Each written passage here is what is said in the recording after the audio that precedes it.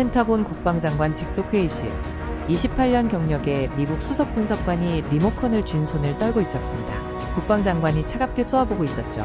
그리고 믿기 힘든 말이 흘러나왔어요. 장관님심에 광물채굴에서 미국이 할 수 있는 건 없습니다. 긴 침묵이 흘렀습니다. 세계 최강국이 자원 없는 작은 나라에 손을 내밀어야 하는 순간이었어요. 도대체 무슨 일이 있었을까요? 중국이 전 세계 코발트 95%를 쥐고 수출을 막았습니다. AI 반도체 공급망이 끊겼어요. 미국은 직접 심해 채굴에 나섰지만 수심 3,000m에서 실패했습니다. 기술이 없었던 겁니다. 그런데 한 나라가 이미 그 기술을 가지고 있었어요. 중국도 러시아도 일본도 아니었습니다. 자원 한 방울 없는 나라, 32년을 준비한 나라, 바로 대한민국이었습니다. 한국은 세계가 위기에 빠졌을 때 조용히 말했어요. 우리 조건대로 하겠습니다. 미국이 파격 제안을 했지만 한국은 단호했습니다. 기술 주도권은 우리가 갖습니다. 어떻게 이런 일이 가능했을까요? 32년 동안 한국은 무엇을 준비했을까요? 바다 밑 6,500m의 비밀 기술은 무엇일까요? 지금부터 그 충격적인 이야기가 시작됩니다. 평범한 일상, 저는 제임스 콜린스입니다. 펜타곤 전략자원 분석 수석 분석관으로 28년간 근무했어요. 미국이 전 세계 어디서 어떤 자원을 확보하고 있는지, 어떤 자원이 위협받고 있는지를 분석해서 국방장관에게 직접 보고하는 자리였습니다. 28년이라는 세월 동안 저는 수백 번의 위기를 분석했고 수백 개의 해결책을 제시했어요. 한 번도 답을 찾지 못한 적이 없었습니다. 어린 시절이 떠오릅니다. 아버지는 해병대 대령이셨어요. 걸프전에 참전하셨죠. 제가 10살 때 아버지가 저를 워싱턴의 전쟁기념관에 데려가신 적이 있습니다. 거대한 벽면에 성조기가 걸려 있었어요. 그 앞에서 아버지가 제 어깨에 손을 올리셨습니다. 제임스, 잘 봐라. 아버지의 목소리가 아직도 귓가에 맴돕니다. 세상에는 두 종류의 나라가 있다. 자원을 가진 나라와 그 자원을 지킬 힘이 있는 나라. 아버지가 성조기를 가리키셨어요. 미국은 둘 다 가진 나라야. 달러로 사고 군대로 지키면 돼. 그게 미국의 힘이다. 저는 그 말을 평생 믿어왔습니다. 자원 문제는 돈과 힘으로 해결한다고 배웠어요. 미국은 세계 최강국이니까 영원히 그렇게 할 수 있을 거라고 확신했습니다. 28년간 펜타곤에서 일하면서 그 믿음은 더 굳어졌어요. 중동에서 석유 공급이 불안정해지면 항공모함대가 움직였습니다. 아프리카에서 광물 확보가 어려워지면 달러가 해결했어요. 남미에서 리튬 수급에 문제가 생기면 외교 채널이 열렸습니다. 매번 해결됐어요. 예외는 없었습니다. 5달 전 그날도 평범한 월요일 오전이었습니다. 저는 평소처럼 펜타곤 남쪽 주차장에 차를 세웠어요. 커피 한 잔을 들고 보안 게이트를 통과했습니다. 아이디 카드를 찍고 엘리베이터를 탔어요. 지하 2층 전략 자원 분석실. 형광등 불빛이 차갑게 내리쬐는 사무실이었습니다. 창문은 없어요. 보안 등급 때문이죠. 대신 벽 한쪽에 거대한 세계 지도가 붙어 있었습니다. 미국의 자원 확보 현황이 색깔별로 표시된 지도였어요.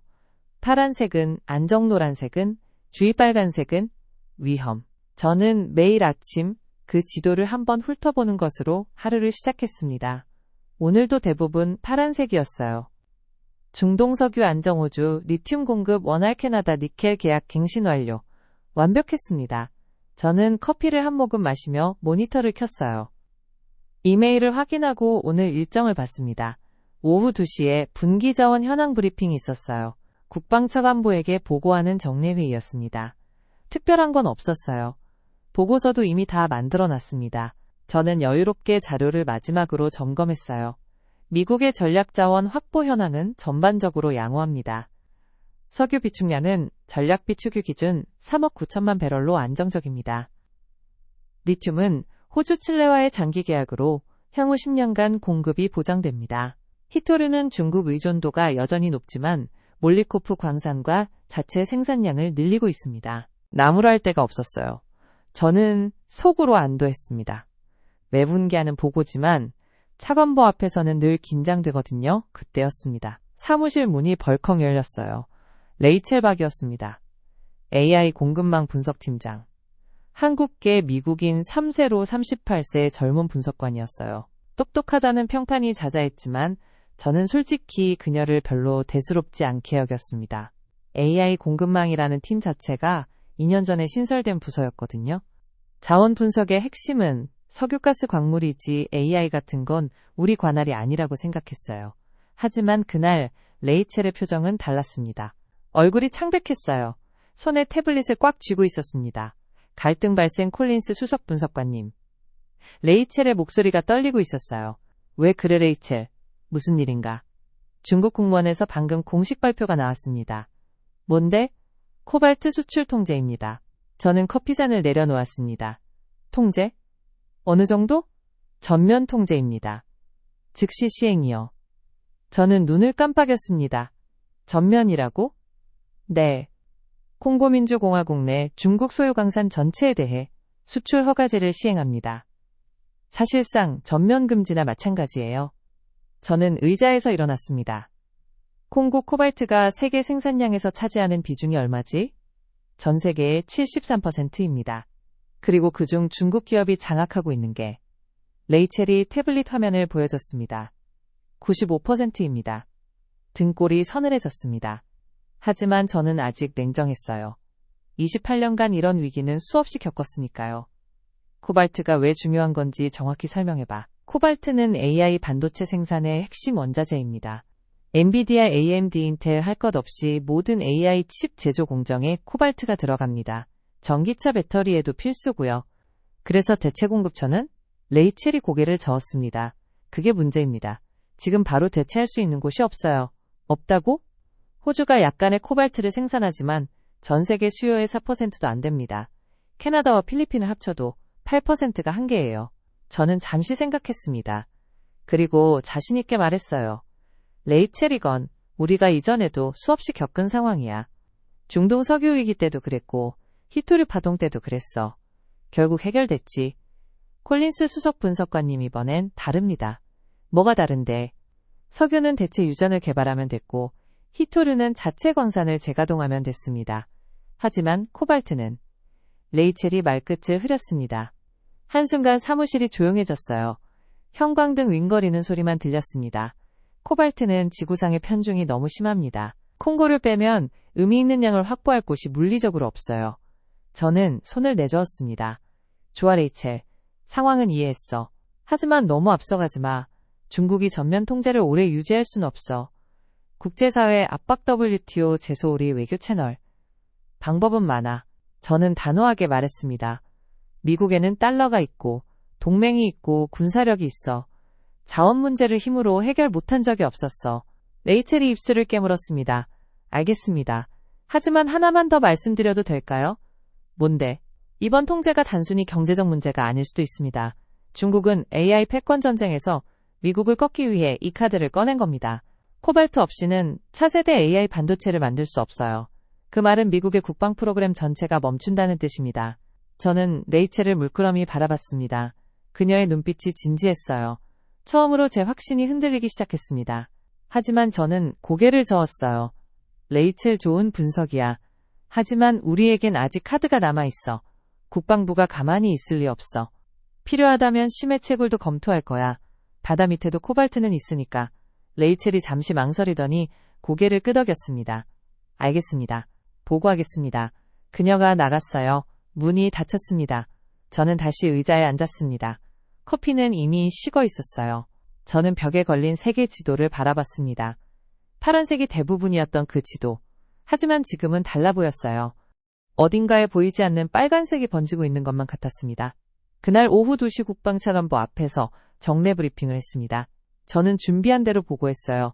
전략자원 확보 현황은 양호합니다. 하지만 회의가 끝나갈 무렵 차관보가 물었습니다. 콜린스 중국의 코발트 통제권은 들었나? 니 들었습니다. 어떻게 보나? 저는 잠시 망설였습니다. 그리고 대답했어요. 단기적으로는 영향이 있겠지만 중장기적으로는 해결 가능하다고 봅니다. 차관보가 고개를 끄덕였습니다. 그렇게 믿고 싶군. 대안을 마련해두게. 회의실을 나오면서 저는 생각했습니다. 레이첼이 과장한 거야.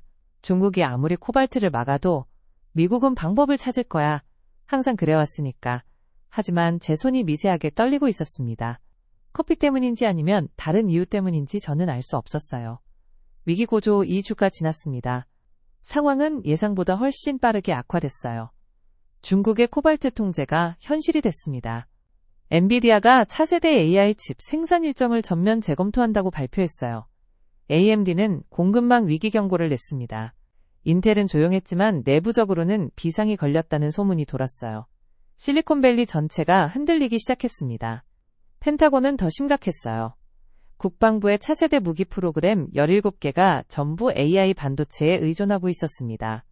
무인 전투기 자유 군함 AI 미사일 방어 시스템, 전부 코발트 없이는 한 발짝도 나갈 수 없는 프로젝트들이었어요. 저는 매일 긴급회의에 불려다녔습니다. 해결책을 내놓으라는 압박이 쏟아졌어요. 그날도 회의실에 있었습니다. 국방부 작전참모차장, 해군참모차장, 육군, 조달국장. 회의실은 별들로 가득했어요. 모두 저를 쳐다보고 있었습니다. 콜린스 심의 채굴은 어떻게 됐나? 작전참모차장이 물었습니다. 저는 보고서를 넘겼어요. 현재 태평양 심해 지역에 코발트와 망간 단괴가 대량으로 매장되어 있는 것으로 확인됐습니다. 예상 매장량은 8,000조 원 규모입니다. 회의실에 긴장감이 흘렀어요. 그래서 언제 채굴할 수 있나? 저는 목이 막혔습니다. 그게 문제가 있습니다. 무슨 문제? 수심이 6,500m입니다. 현재 미국의 심해 채굴 기술은 3,000m가 한계예요. 그 아래로는 장비가 버티지 못합니다. 침묵이 흘렀습니다. 해군참 모차장이 테이블을 쳤어요. 그럼 기술을 개발하면 되지 않나? 얼마나 걸리는데? 최소 10년입니다. 10년? 네. 수심 6,500m는 대기압의 650배입니다. 그 압력을 견디면서 하루 수천 톤을 캐낼 수 있는 장비를 만드는 건 사실상 새로운 기술을 개발하는 겁니다. 작전 참모차장이 얼굴을 찌푸렸습니다. 다른 나라는, 중국은, 러시아는, 저는 고개를 저었어요. 중국도 3,000m가 한계입니다. 러시아는 2,500m, 일본은 3,500m. 모두 비슷한 수준이에요. 그럼 아무도 못 판다는 얘긴가? 현재로서는 그렇습니다. 회의실이 조용해졌습니다. 모두 생각에 잠겼어요. 조달국장이 입을 열었습니다. 그럼 직접 시도라도 해봐야 하지 않나? 10년이 걸리든 20년이 걸리든 시작은 해야 하지 않겠어? 저는 고개를 끄덕였습니다. 이미 검토 중입니다. 해군 공병대와 협력해서 시범 채굴을 진행할 계획입니다. 3주 뒤 태평양 한가운데였습니다. 미 해군 공병대가 심해 채굴 시범 작업에 나섰어요. 저는 워싱턴 펜타곤 상황실에서 실시간 중계를 지켜보고 있었습니다. 스크린에는 태평양 수면이 보였어요. 거대한 채굴선이 떠 있었습니다. 해군 공병대장의 목소리가 스피커로 흘러나왔어요. 장비 투하 시작합니다. 거대한 크레인이 움직였습니다. 수십 톤짜리 채굴 장비가 바다로 내려가기 시작했어요. 1,000m, 2,000m, 2,500m, 순조로웠습니다. 3,000m를 넘어섰어요. 상황실의 모든 사람이 숨을 죽이고 지켜봤습니다. 3,200m, 3,500m. 그때였습니다. 경고음이 울렸어요. 수업 경고 장비, 외피 균열 감지. 공병대장의 목소리가 급해졌습니다. 하강, 중지 즉시 회수. 크레인이 다시 움직였어요. 장비를 끌어올리기 시작했습니다. 하지만 너무 늦었어요. 3,800m 지점에서 장비가 완전히 부서졌습니다. 수압을 이기지 못한 거였어요. 상황실이 조용해졌습니다. 저는 숨을 내쉬었어요. 실패였습니다. 미국의 기술로는 3,800m가 한계였습니다. 6,500m는 꿈도 꿀 수 없는 깊이였어요. 그날 밤 저는 보고서를 작성했습니다. 심해 채굴 시범 작업 실패. 기술적 한계 확인.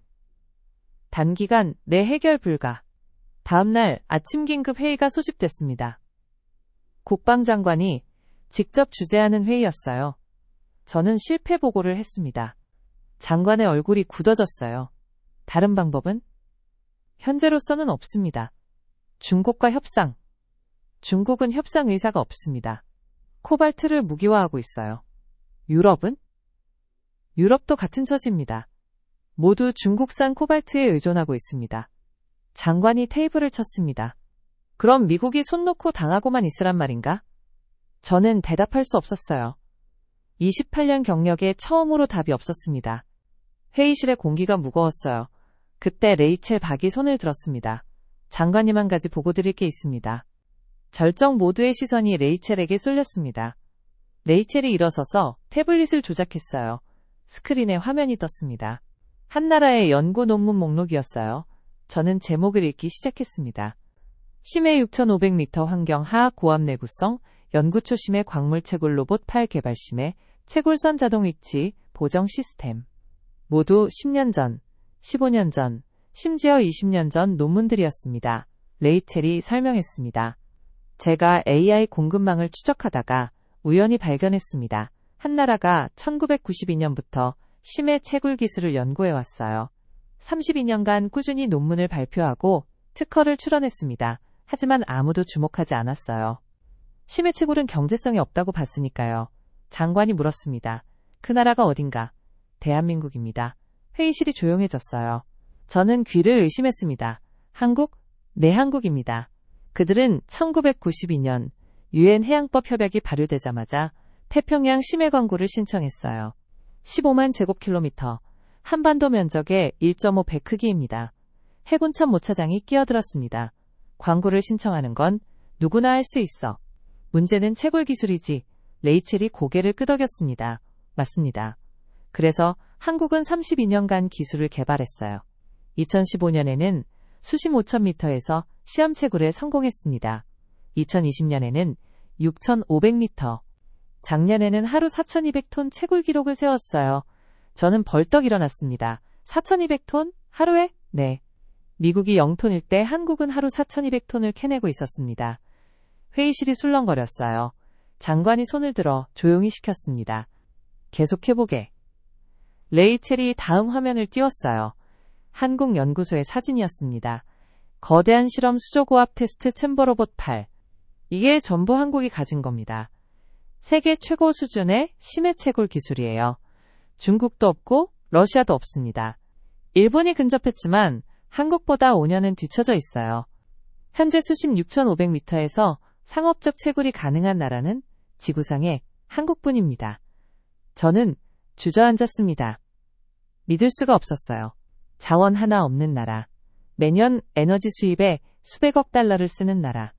그 나라가 32년간 아무도 모르게 미래를 준비하고 있었던 겁니다. 장관이 물었습니다. 확실한가? 레이첼이 대답했습니다. 확실합니다.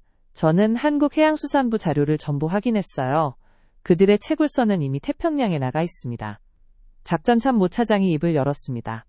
그럼 한국과 협상하면 되지 않나? 기술을 공유하거나 공동개발하자고. 장관이 저를 쳐다봤어요. 콜린스 한국과 접촉해볼 수 있겠나? 저는 고개를 끄덕였습니다. 시도해보겠습니다. 일주일 뒤 저는 서울행 비행기에 올랐습니다. 14시간의 비행이었어요. 창밖으로 태평양이 보였습니다. 저 깊은 바다 밑에 8,000조 원의 자원이 잠들어 있고 한국은 이미 그걸 캐내고 있다는 사실이 믿기지 않았어요. 인천공항에 도착했습니다. 한국해양수산부 관계자가 마중 나와 있었어요. 정중했지만 거리감이 느껴졌습니다. 다음 날 경기도 안산의 한 연구소로 향했습니다. 해양채굴기술연구소. 보안이 삼엄했어요. 출입증을 3번이나 확인했습니다. 연구소 안으로 들어서자 거대한 실험 수조가 보였어요. 가로 50m, 세로 30m. 그 안에 심해 환경이 재현돼 있었습니다. 한국연구원이 설명했습니다. 여기서 수심 7,000m까지 시뮬레이션 할 수 있습니다. 저 로봇 팔이 보이시죠? 저는 고개를 끄덕였어요. 저 팔 하나가 수심 6,500m에서 1톤의 광물을 들어올릴 수 있습니다. 정밀도는 밀리미터 단위예요. 미국 기술로는 불가능합니다. 저는 할 말을 잃었습니다. 다음 방으로 안내받았어요. 고압 테스트 챔버였습니다. 연구원이 말했습니다. 여기서 대기압의 700배까지 테스트합니다. 저희 장비는 650배 환경에서 72시간 연속 작동이 가능해요. 제가 물었습니다. 이 기술을 개발하는데 얼마나 걸렸습니까? 연구원이 웃었어요. 3~2년입니다. 1992년부터 시작했으니까요. 포기하지 않았습니다. 저는 연구소를 둘러보며 깨달았습니다. 이건 운이 아니었어요. 한국은 아무도 관심 없을 때 시작했습니다. 아무도 가능하다고 믿지 않을 때 기술을 쌓았어요. 그리고 세계가 위기에 빠졌을 때 준비가 돼 있었습니다. 저는 전율을 느꼈습니다. 이게 진짜 강국이구나. 미래를 준비하는 나라. 반전연구소 투어가 끝났습니다. 회의실로 안내받았어요. 한국해양수산부 국장이 앉아 있었습니다. 정중하게 악수를 나눴어요.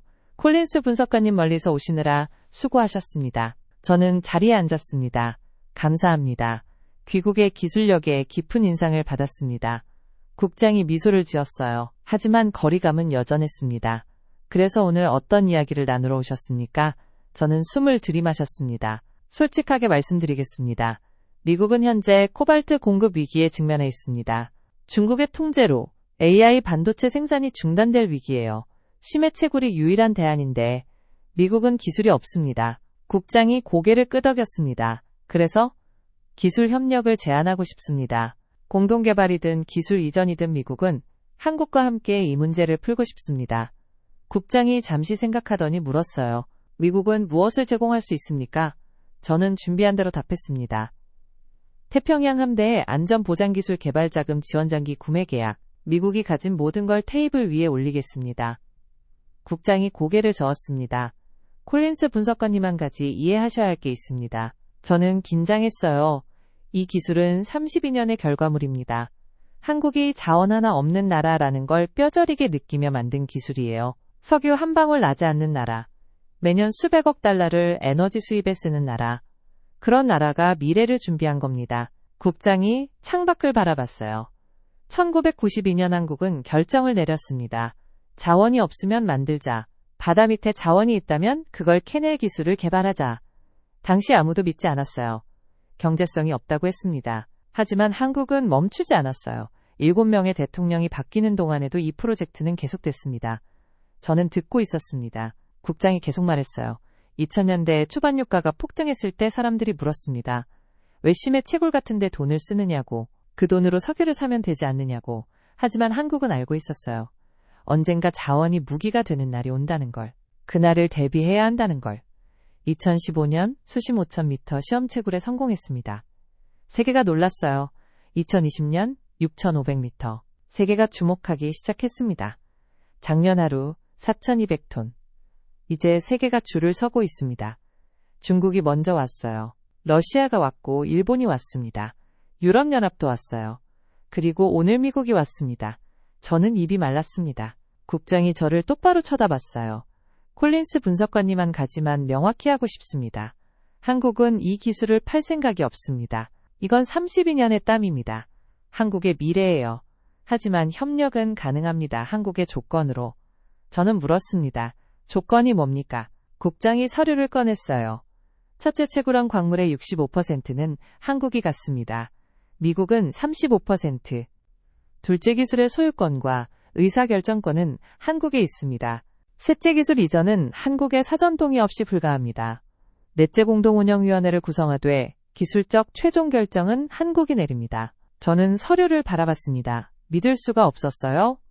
28년간 미국은 늘 조건을 제시하는 쪽이었습니다. 상대가 수용하는 구조였어요. 하지만 지금은 반대였습니다. 한국이 조건을 제시하고 미국이 수용할지 검토하는 상황. 저는 말했습니다. 워싱턴과 협의해야 합니다. 국장이 고개를 끄덕였어요. 충분히 시간을 드리겠습니다. 회의가 끝났습니다. 저는 호텔로 돌아왔어요. 창밖으로 서울 야경이 보였습니다.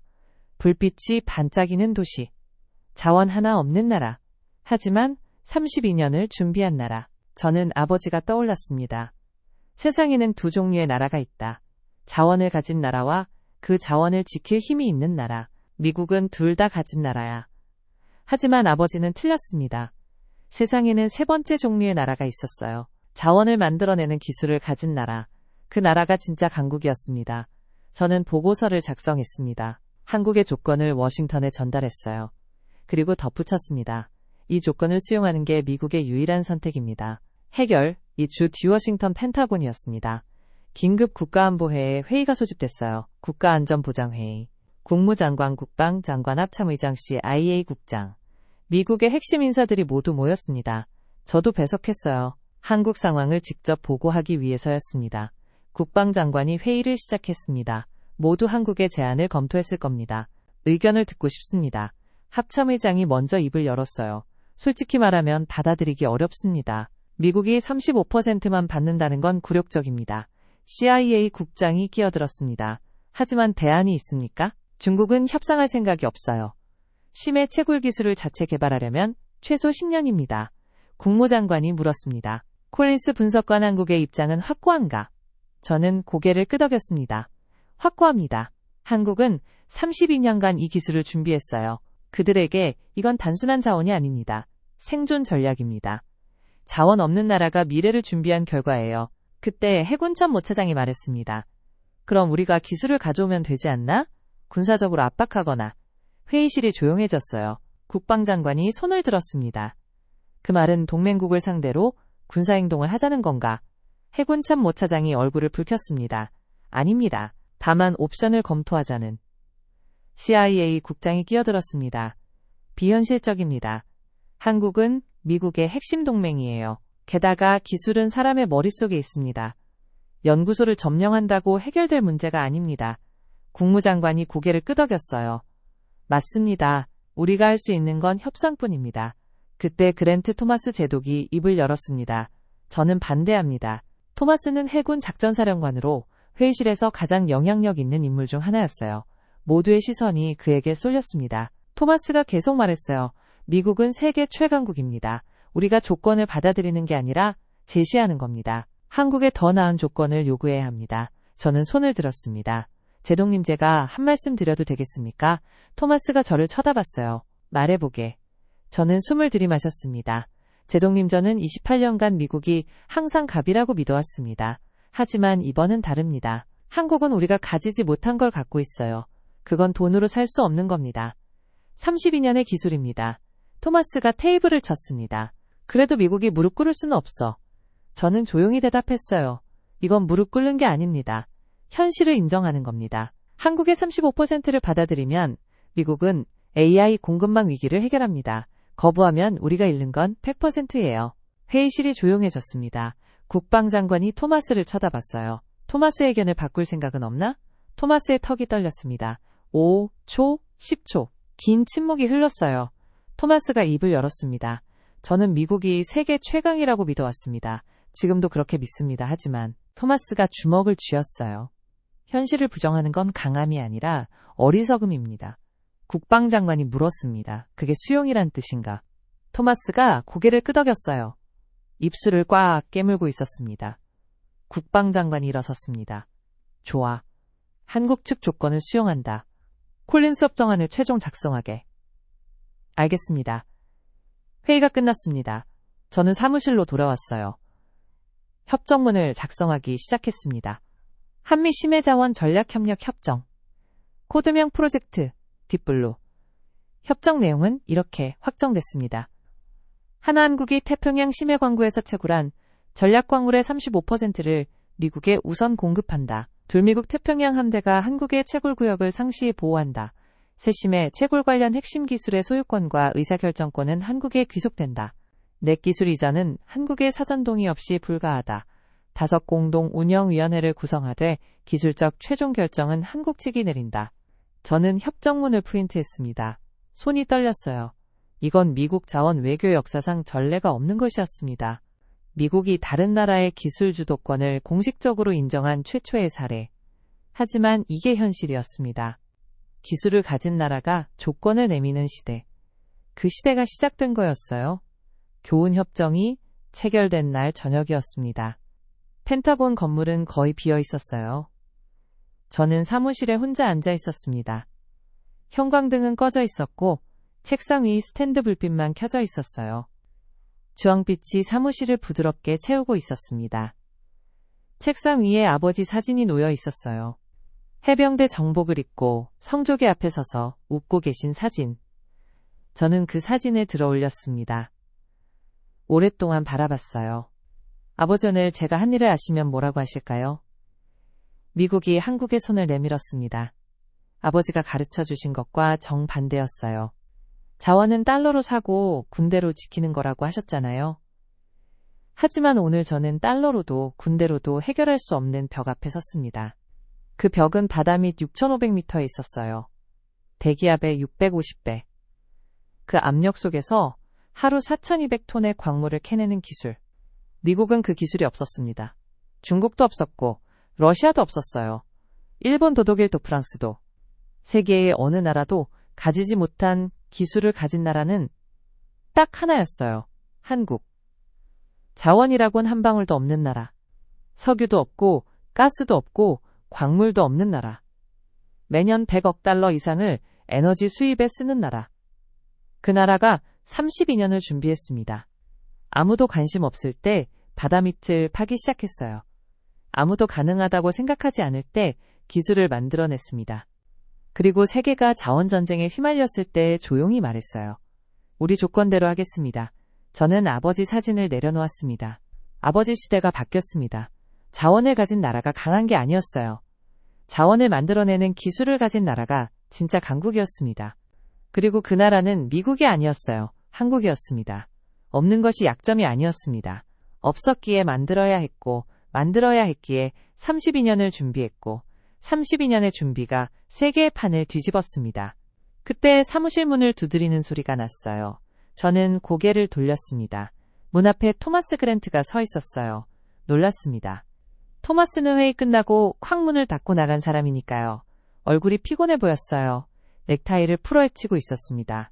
아직 있었어? 토마스가 문틀에 기대서며 물었어요. 저는 고개를 끄덕였습니다. 토마스가 천천히 들어왔어요.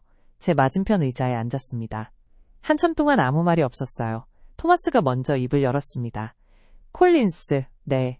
나 한 가지 물어볼게. 뭔데요? 한국이라는 나라가 자원이 한 방울도 없다면서? 네. 석유도, 가스도, 광물도 없습니다. 그런 나라가 32년 동안 아무도 안 하는 심해채굴 기술을 개발했다고? 네. 아무도 관심 없을 때요. 그리고 세계 최강국 미국 앞에서 우리 조건대로 하겠다고 했다고? 네. 토마스가 고개를 떨어뜨렸어요. 한참 동안 바닥을 바라보고 있었습니다. 어깨가 미세하게 떨리고 있었어요. 저는 아무 말도 하지 않았습니다. 토마스가 고개를 들었어요. 눈이 붉어져 있었습니다. 콜린스. 네. 내가 틀렸어. 저는 가만히 그를 바라봤습니다. 토마스가 말을 이었어요. 나는 미국이 영원히 최강일 거라고 믿었어. 달러와 군사력이면 못할 게 없다고. 하지만 바다 밑 6,500m를 달러로 살 수는 없더라. 토마스가 쓴웃음을 지었습니다. 한국이라는 나라가 대단한 거야. 없으니까 만들었다는 게. 32년을 묵묵히 준비했다는 게. 그리고 미국 앞에서 당당했다는 게. 저는 조용히 대답했어요. 저도 오늘에 알았습니다. 토마스가 자리에서 일어났어요. 등을 돌리고 문을 향해 걸어갔습니다. 문 앞에서 멈추더니 고개를 돌렸어요. 콜린스 한 가지만 더. 뭔데요? 기술을 가진 나라가 진짜 강국이라는 거. 아까 회의실에서 네가 한 말. 네. 나는 그 말이 싫었어. 미국이 최강이 아니라는 것처럼 들려서. 잠시 멈췄어요. 하지만 이게 현실이라면 받아들여야지. 미국이 진짜 강한 나라라면 현실을 부정하는 게 아니라 인정하는 거겠지. 토마스가 나갔습니다. 문이 닫혔어요. 저는 혼자 사무실에 앉아 있었습니다. 벽에 걸린 세계 지도를 바라봤어요. 그 지도에서 한국을 찾았습니다. 작았습니다. 한반도 남쪽의 작은 나라. 하지만 그 작은 나라가 태평양 바다 밑에 한반도 1.5배 크기의 해양 영토를 갖고 있었습니다. 32년간 아무도 모르게 준비해서요. 저는 미소를 지었어요. 그리고 깨달았습니다. 강한 나라는 땅이 넓은 나라가 아닙니다. 자원이 많은 나라도 아니에요. 군사력이 센 나라도 아닙니다. 강한 나라는 미래를 준비하는 나라입니다. 아무도 보지 않을 때 묵묵히 기술을 쌓는 나라, 없기에 만들고 작기에 더 단단해지는 나라. 그런 나라가 결국 세계의 판을 뒤집습니다. 한국은 그런 나라였어요. 그리고 저는 28년 만에 처음으로 미국이 아닌 다른 나라에 진심으로 경의를 표했습니다. 감동적 마무리. 이것이 제 이야기입니다. 세계 최강국 미국의 수석 분석관이 자원 한 방울 없는 작은 나라 앞에서 고개를 숙인 이야기. 하지만 이건 미국의 패배가 아닙니다. 이건 기술이 세상을 바꾸는 이야기예요. 32년의 준비가 8천조 원의 미래를 열어젖힌 이야기. 없는 것이 오히려 축복이 된 이야기입니다. 여러분이 사는 대한민국이 그런 나라예요. 세계가 줄 서고 강대국이 고개 숙이는 나라. 그 힘은 땅에서 나온 게 아닙니다. 사람에게서 나왔어요. 32년간 묵묵히 바다 밑을 파온 사람들, 불가능을 가능으로 만든 사람들. 여러분의 나라가 해낸 겁니다. 1992년 한국은 결정을 내렸습니다.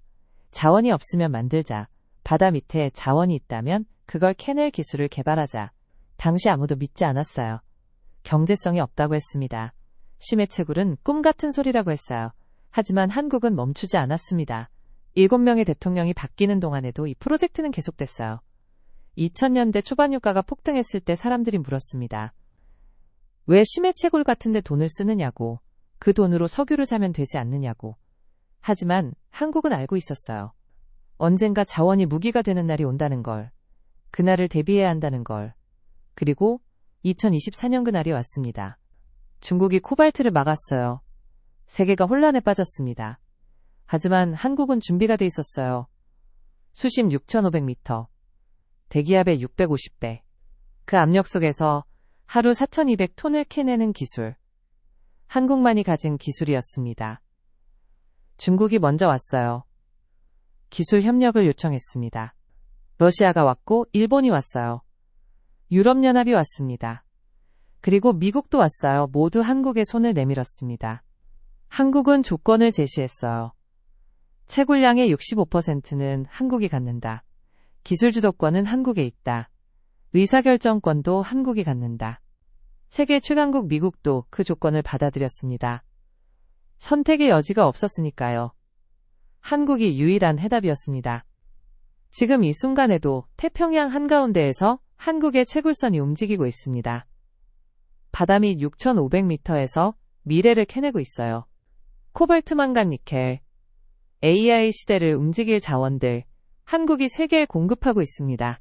한국의 조건으로, 한국의 기술로, 한국의 주도권으로. 이게 대한민국의 힘입니다. 없어서 만들었고, 작아서 더 단단해지고, 묵묵해서 더 강해진 나라. 32년을 준비해서 세계의 판을 뒤집은 나라. 여러분의 나라가 그런 나라예요. 저는 미국으로 돌아가면서 생각했습니다. 한국은 어떻게 이런 나라가 됐을까? 답은 간단했어요. 포기하지 않았기 때문입니다. 자원이 없다고 포기하지 않았어요. 작다고 포기하지 않았습니다. 어렵다고 포기하지 않았어요. 아무도 믿지 않아도 포기하지 않았습니다. 32년간 한 길을 갔어요. 그리고 결국 해냈습니다. 이게 한국입니다. 여러분의 나라예요. 세계는 이제 한국을 다르게 봅니다. 작은 나라가 아니에요. 강한 나라입니다. 자원 없는 나라가 아니에요. 미래를 만드는 나라입니다. 동맹국이 아니라 파트너예요. 아니었던 면에서는 선생님입니다. 미국도 한국에게 배우고 있어요. 미래를 준비하는 법을, 기술로 세상을 바꾸는 법을. 저는 이제 은퇴했습니다. 28년간의 펜타곤 생활을 마쳤어요. 마지막 보고서 제목은 이랬습니다. 한국으로부터의 교훈 기술이 세상을 바꾸는 방법. 그 보고서에서 저는 썼습니다. 미국은 한국을 동맹으로만 봐서는 안 됩니다. 한국은 미래를 보는 창입니다. 자원이 아니라 기술로 힘이 아니라 준비로 크기가 아니라 끈기로 세상을 바꾸는 법을 보여주는 나라. 여러분 자랑스러워하세요. 여러분의 나라가 해냈어요. 세계 최강국을 협상 테이블에 앉혔습니다. 32년의 준비로 8,000조 원의 미래를 열었어요. 그리고 이건 시작에 불과합니다. 한국의 심해채굴 기술은 계속 발전하고 있어요. 수심 7,000m, 8,000m, 한계를 계속 넓혀가고 있습니다. 미래는 준비하는 나라의 것입니다. 한국이 그걸 증명했어요. 여러분의 나라가 세계에 보여줬습니다. 없는 것이 약점이 아니라 기회라는 것, 작은 것이 한계가 아니라 강점이라는 것, 묵묵함이 약함이 아니라 힘이라는 것. 지금까지 펜타곤 수석 분석관이 경험한 충격적인 이야기였습니다. 자원 한 방울 없는 나라가 32년의 준비로 세계를 뒤집은 대한민국. 이 놀라운 이야기를 주변에 널리 공유해주세요. 대한민국의 저력을 더 많은 분들이 알 수 있도록 구독과 좋아요도 부탁드립니다. 대한민국 파이팅! 여러분의 나라가 자랑스럽습니다. 감사합니다.